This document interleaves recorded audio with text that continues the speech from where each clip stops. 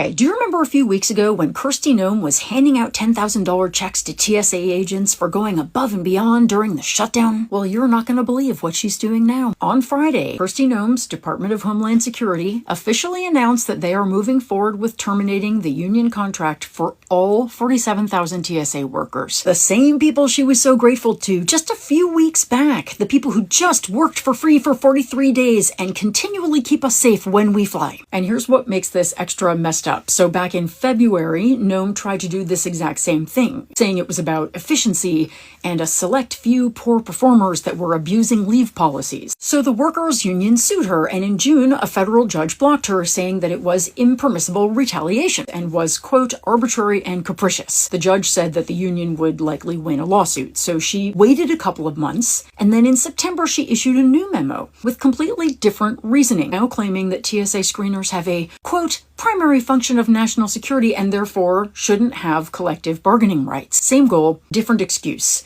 And this week, TSA announced that they're actually doing it. The contract is being terminated in January. And this is a contract, by the way, that was just negotiated in May 2024. It gave workers enhanced shift trades, increased uniform allowances, parental bereavement leave, and weather and safety leave.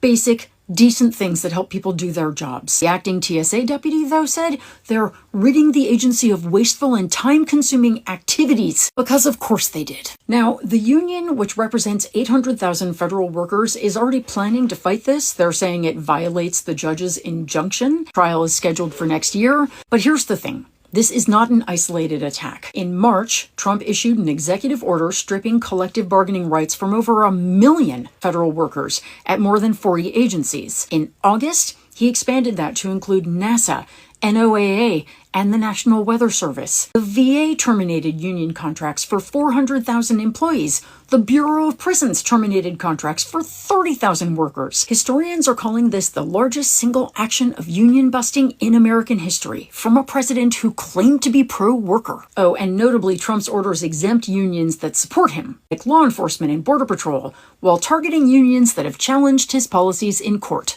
Of course, this is part of the biggest attack on unions in American history. What can you do? You can never forget it and never, ever forgive the Republican lawmakers who made it possible. And please, going forward, make electing lawmakers who support unions a top priority, because this latest action by Noem is just more proof that this administration is anything but.